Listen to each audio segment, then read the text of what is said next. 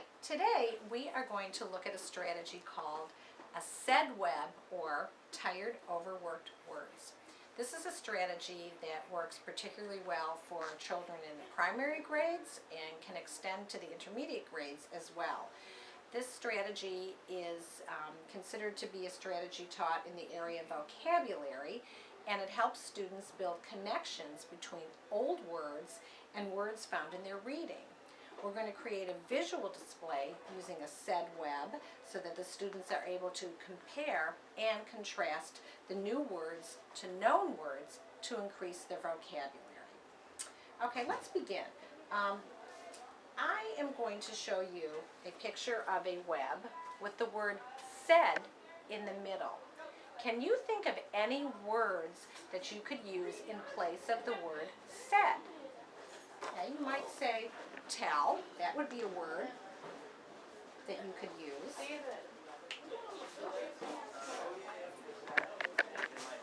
Okay, now what we're going to do is we are going to explore looking at a book, and I'm going to ask you while I'm reading to listen for words that the author uses instead of the word said.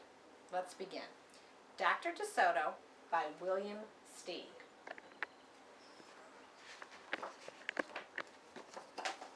Dr. DeSoto, the dentist, did very good work, so he had no end of patients. Those close to his own size, moles, chipmunks, etc., sat in the regular dentist chair. Larger animals sat on the floor, while Dr. DeSoto stood on a ladder. For extra large animals, he had a special room. There, Dr. DeSoto was hoisted up to the patient's mouth by his assistant, who also happened to be his wife.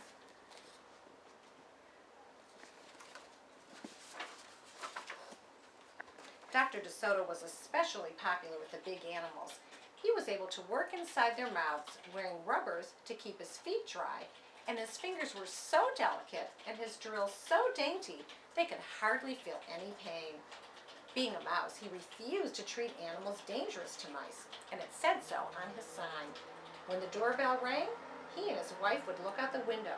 They wouldn't admit even the most timid-looking cat.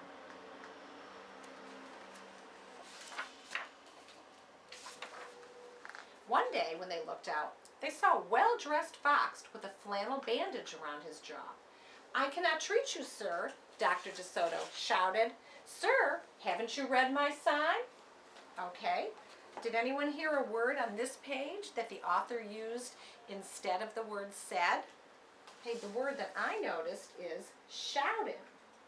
I'm going to add that to our web as well.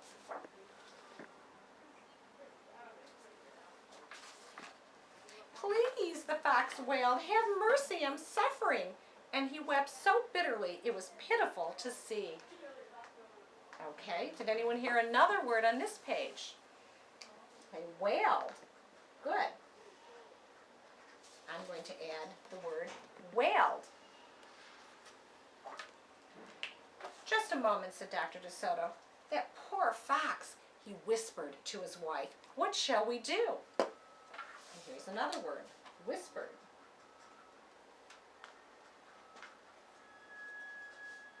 So now you can see what our goal is. As I continue to read the book, and as the students look at the book on their own, they will notice the words that the author has used instead of the word said, and they will add them onto the SaidWeb. And when they're done, they can have something like this. And here is a web that was just completed by a third grade student, and you can see she actually counted all of the words that she added, and she has declared, yelled, mumbled, shouted.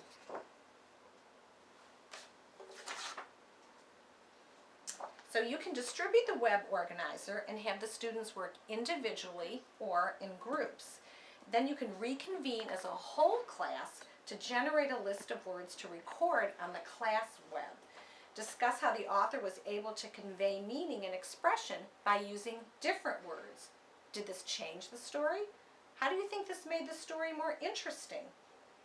If you would like an extension of this activity, you can post a chart for tired words, changing the focus word every few weeks. For example, one week you might want to focus on the word big. Maybe another week you would focus on the word see, or maybe happy or bad.